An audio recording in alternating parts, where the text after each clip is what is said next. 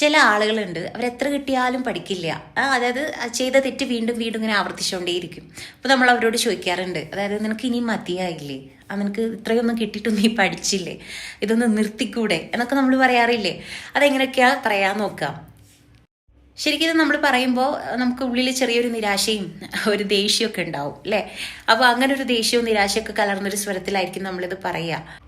Haven't you had enough, at least stop now. Haven't you had enough, ഇത് കിട്ടിയതൊന്നും മതിയായില്ലേ എന്നർത്ഥം കേട്ടോ.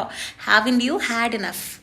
Okay, haven't you had enough. എന്നിട്ട് ഇപ്പോൾ പറഞ്ഞേ, yes haven't you had enough, അത് കിട്ടിയൊന്നും പോരെ നിനക്ക് എന്നാണ് അർത്ഥം കേട്ടോ.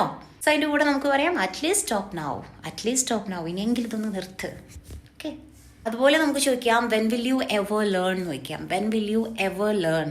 നമ്മൾ ഇപ്പോൾ ചിന്തിക്കുന്നുണ്ടാവും വെൻ വിൽ യു ലേൺ, എപ്പോഴാണ് ഇതൊക്കെ പഠിക്കുക, അത് വെൻ വിൽ യു ലേൺ എന്ന് ചോദിച്ചാൽ പോരെ എന്ന്. നമ്മൾ എവർ ചേർക്കുന്നത് എന്താണെന്ന് വെച്ചാൽ അതിനൊരു സ്ട്രെസ്സ് കാണിക്കാൻ വേണ്ടിയിട്ടാണ്. അതായത് നമ്മൾ എപ്പോഴാണ് പഠിക്കുക എന്ന് നോക്കുമ്പോൾ വെൻ വിൽ യു ലേൺ എന്ന് വെച്ചാൽ നീ എപ്പോഴാണ് പഠിക്കുക ഇതൊക്കെ എന്നുള്ളൊരർത്ഥമാണ്. എവർ ലേൺ എന്ന് പറഞ്ഞാൽ ഇനി എപ്പോഴാണ് നീ ഇത് പഠിക്കുക എന്നുള്ളൊരർത്ഥമാണ്. കാരണം നമ്മൾ ഒരുപാട് പറഞ്ഞ് തളർന്നിട്ടുണ്ടാവാം അല്ലെ, അവർ ചെയ്ത കാര്യം വീണ്ടും വീണ്ടും ചെയ്യുന്നുണ്ടാവാം. അപ്പോൾ അതിനൊരു സ്ട്രെസ്സ് കൊടുക്കാൻ വേണ്ടിയിട്ടാണ് when will you ever learn എന്ന് ചോദിക്കുന്നത്. When will you ever learn? Just stop it already. Okay, when will you ever learn? Just stop it already. Already നമ്മളിവിടെ ചേർക്കാൻ കാരണം ഇനിയെങ്കിലും, ഇനി അങ്ങോട്ടെങ്കിലും ഇതൊന്ന് നിർത്ത്, മതിയാക്ക് എന്നുള്ളൊരു അർത്ഥം തന്നെയാണ് കേട്ടോ.